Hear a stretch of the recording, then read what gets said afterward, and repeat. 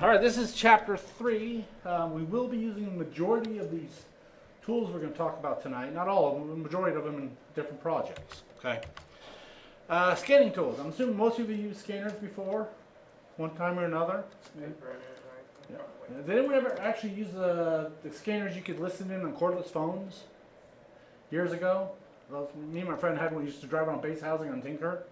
You could pick up. That's before the 900 megahertz phones came out. That was pretty handy. But it basically allows us to find and fix vulnerabilities. Okay. They generate reports. Depending on the scanners used, like LandGuard, for instance, can actually find vulnerabilities and can patch them for you. So there's a lot of scanners that can do all kinds of different things. Got a port scanner. Basically checks if a port's there, if it's open or closed. Okay. Just basic stuff there. But they started way back when ARPANET, when the internet first started, they came out with scanners. Originally all Linux-based. Now we have some Linux-based ones, some Windows-based ones. The more popular are Unix-based, like Nessus and stuff like that, which also run on Windows now, but they're originally made for the Linux-based systems. Then other ones I was actually talking about with Roy, like Kane. Anyone ever played with Kane before?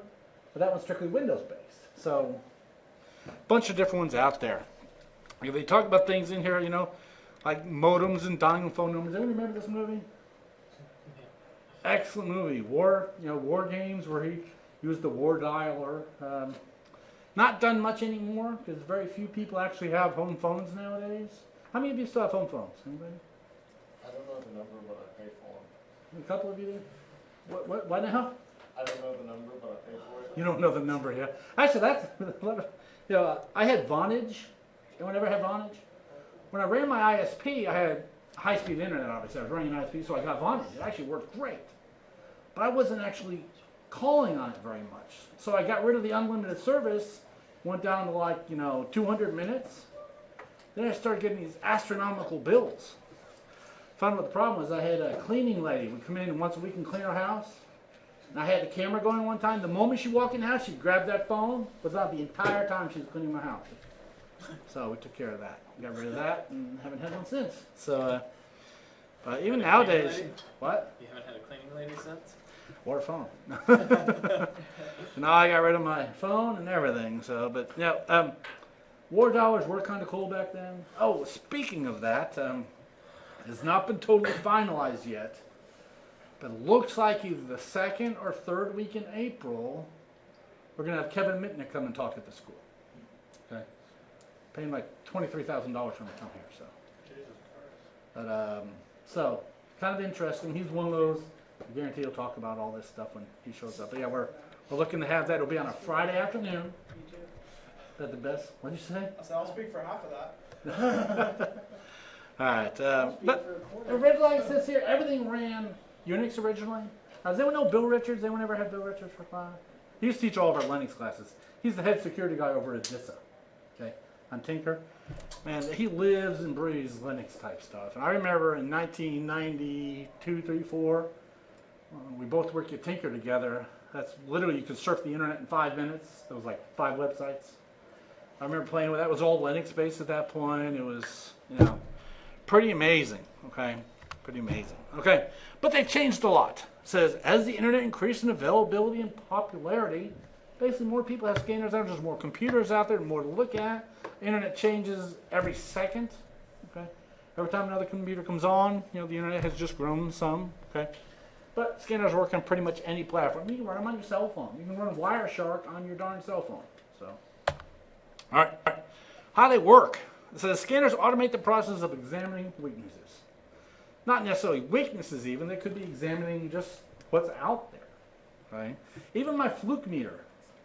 And one of the easiest ways for me to tell if someone's network is working, I plug my fluke meter in, bring up network discovery, and instantly it starts populating all the machines on the network. Not really finding vulnerabilities, but it's scanning to find active machines out there. Okay, they can connect to the target. They can do different things with them, determining what ports are on, which ports are closed, open and closed. Okay, and they can also look for vulnerabilities. Like I said, LandGuard, excellent tool for that. Nessus will do it good as well, which we will play with that. Nessus can go and tell you exactly which patches are missing. They'll even give you download links where you can download them. So pretty popular tools. Metasploit, we're going to play with that one.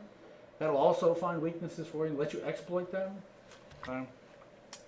Okay, got TCP Connect scan. I actually have some pictures for some of these. That attempts to make a connection with a port on a remote system. It's basically saying, hey, is port 20 open, or port 80 open, or port whatever open, okay? The host on the other end has a connection successful or not successful message, which we'll see. Okay, pretty much all IDSs recognize this. In other words, intrusion detection systems can detect this kind of stuff. So that's one of those deals like if you install Wireshark on your machine, networks can detect it. If you install Kane, networks can detect it. So you can get in trouble with that kind of stuff. We also have HAPO. I thought I edited it on the other screen. Oh well. HAPO is two screens from now. But here's the way TCP Connect works. Okay, it basically sends a SYN at a specific port, and it says a reset. So closed port looks like this. It basically says, we're closed. No one's home. Okay. If the port's open, we send our SYN on our port, and it acknowledges, yep, I'm here. It's kind of like saying, I'm trying to open this door. There's no door there. But if the door's open, then I can start interacting with the door. Okay. So that's the difference between open and closed with the TCP Connect scan. Not a stealth scan in any way, shape, or form, but it's still a good one. Okay. All right. Half open scanning. Okay. Says it doesn't complete it. It's kind of like me calling you. The moment you say hello, I stop talking. I hang up on you. Does anyone know what the TCP timeout is? Some of you should know. The default TCP timeout is 10 minutes. Basically what it means is I call Chris answers, and I hang up on him. He's going to be, hello for the next 10 minutes. So it basically could kill a system. Imagine running a machine and having thousands of those hitting you. You're going to be all busy. You're going to be all tied up, okay? It says they rely on the reset flag, which basically tells it, reset. Didn't mean, it's kind of like, whoops, sorry, wrong number. I didn't mean to call you. Okay, some can detect them. Some IDSs can detect them. Not all of them can. Okay, and you normally need root or permissions to do that. Here's a half-open scan. We basically say, hey, I want to talk to you on port 80. I send a synchronized message. They acknowledge it. And I say, oh, sorry, wrong number. Hang up on it. Now, you don't have to. A lot of times the reset is not sent. So this is basically, I call, they answer, then we're done. So they're sitting there for the next 10 minutes saying, hello, are you there? So that's how it can really tie up resources. Okay, so that's half open scan. Okay, we also have UDP scanning. It says estimates the status of, notice how it says estimates, examines, but it's not always reliable. Okay, they send 0-byte packets, and here's what they look like. It's closed, you send it, and it basically comes back and says unreachable. So I have no idea what you're looking for. If it's open, they actually accept it and process it. So if you're doing a UDP scan, and the port's open, it's not going to say anything. Remember, UDP is a connectionless protocol. Hopefully some of you realize that. So it doesn't make the three-way handshake. It kind of just absorbs the data coming in. But if the port's closed, it's basically saying, oh, sorry, wrong number. There's no door here. No port's open. All right. IP protocols is examines for different IP protocols, and you can do it against any of them. Okay. And you guys will be doing some of this in the projects coming up in the near future. Okay.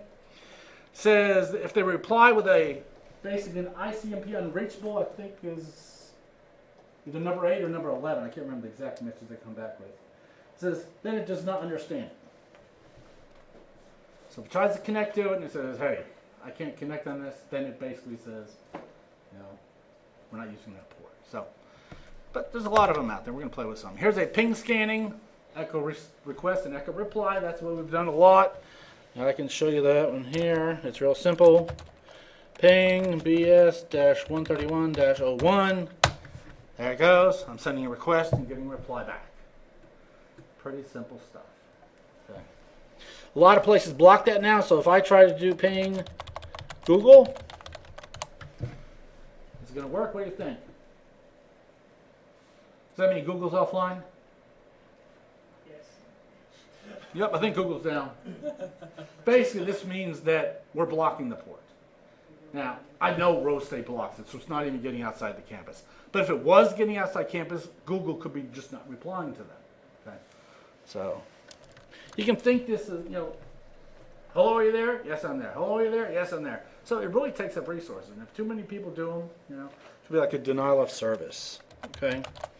There's a ping scanning. Here's an example of it. They're scanning Playboy.com. Yay. Okay. All right. Oh, here's where they're dropping pings, and it should say connect host up 0 right there. All right, stealth scanning. Okay. It lets you go through firewalls, through packet filtering. Okay. It says uses the SYN scan and the FIN scan, which I got pictures of here. Okay. They do not allow target host to log it. How can I say it?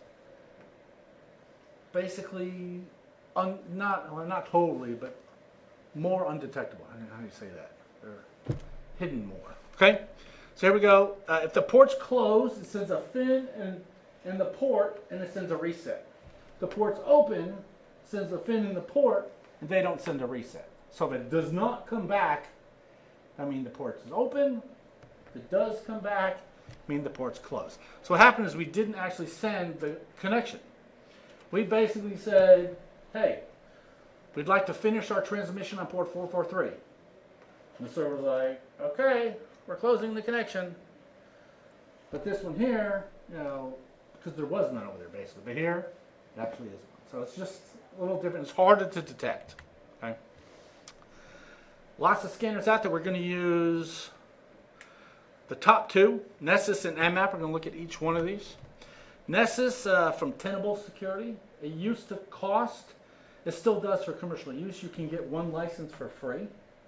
So you guys could play with this if you want. We actually will be playing with it. Okay. It says formerly an open source vulnerability assessment tool. It's probably the best one on the market. I'm assuming quite a few of you played with this in the past.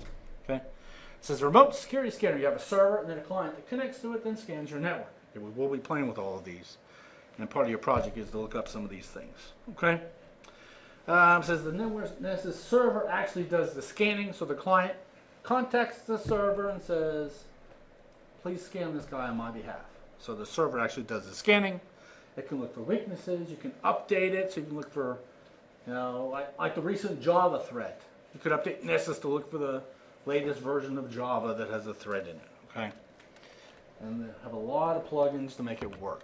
Okay, this is actually a very old picture of Nessus. Now it's all nice graphical and everything, and yeah, this 2.27 is really old. NMap, another excellent tool. There's NMap and ZenMap. NMap is the command line version. ZenMap is the GUI version. It's really the same thing. Okay, it says the best all-around scanner. We'll be using that probably more than any other tool in this class. Okay, this works pretty much everything. Works on Windows. Works on Linux. Flexible, powerful, portable, easy. It's just pretty awesome. And it's totally free, which is another benefit as well. So NMap's pretty cool. We're going to look at some of that in a minute. Very well documented. Everybody uses it. It's always being updated. Everybody loves it. Okay? Works with Red Hat, works with pretty much anything. Okay? All right, and you can run it just by saying NMap. You can run it with different switches. You'll see some of them listed here. And we'll, I think there's more on the next page. But there's all kinds of different scans you can do with it. Here you go. You can specify the scan type, like -SS is TCP stealth scan. I can do SO, which will return the OS. There's just all kinds of different ones you can do. If you ever want to get your ethical hacker certification, you actually have to know some of these.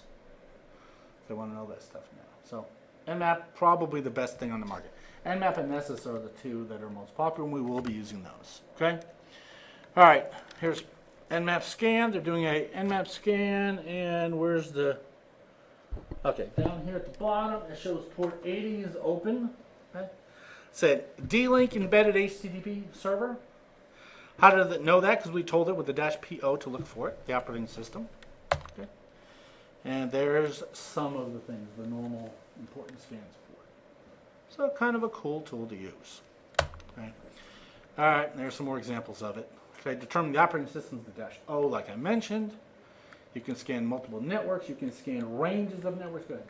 Is there a high demand for people with ethical hacker certs? Yes. All ethical, you know, I went to an ethical hacking class. Okay. All the class is one tool after the next.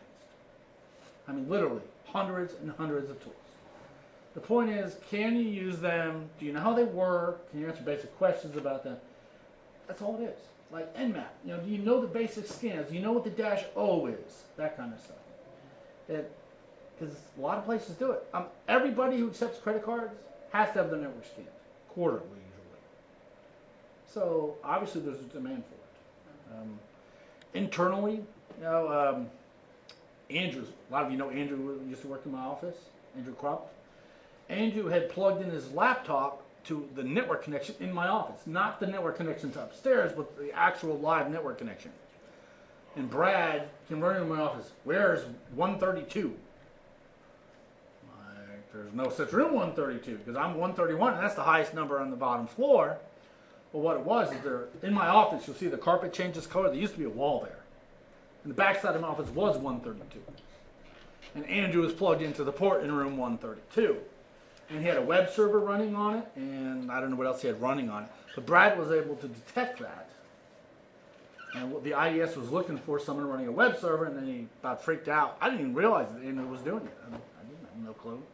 But he comes, all right, so-and-so's got whatever. And I said, I don't know where this person is. Until whatever the machine name was, we're like, oh, that's Andrew's machine.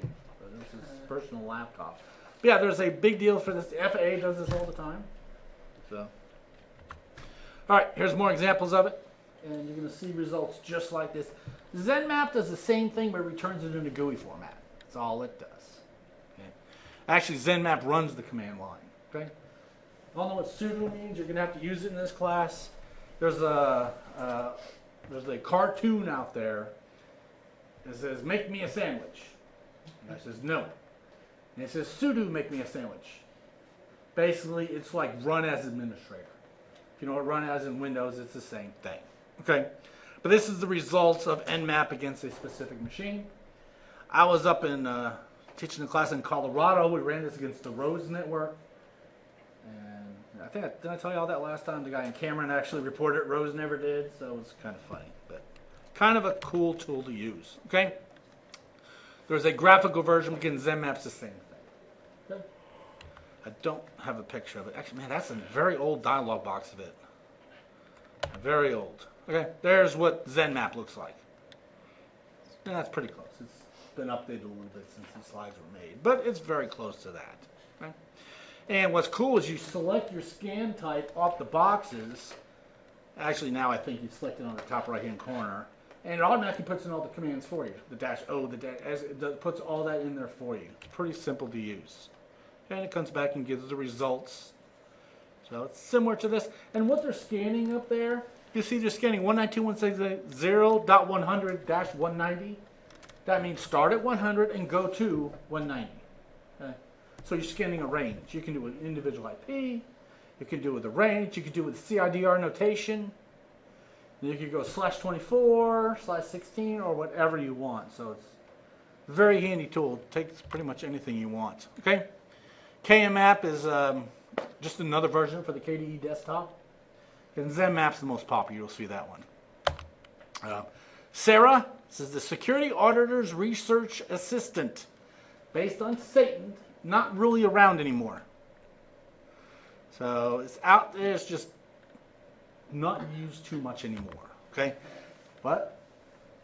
Okay. Saint. The Security Administrator's Integrated Network Tool. We were actually looking these up today to see the current state of them. They're just not really that popular anymore. Okay? But there's just a bunch of them out there. Works on Linux, works on Windows, Mac. Okay? Strobe. Couldn't find a picture of it anywhere. Hence, the image really has nothing to do with the program. But I had to put a picture in there. What is a TCP port scanner? I mean, if you look it up, you get all the guy from WikiLeaks. Because his name is Julian whatever. Isn't his name Julian something? Julian Assange. That's his name? Okay. That's what I see. But you really can't find much about this. So it's not really out there. There's no apparent live project page anymore. So there's not really much of it out there.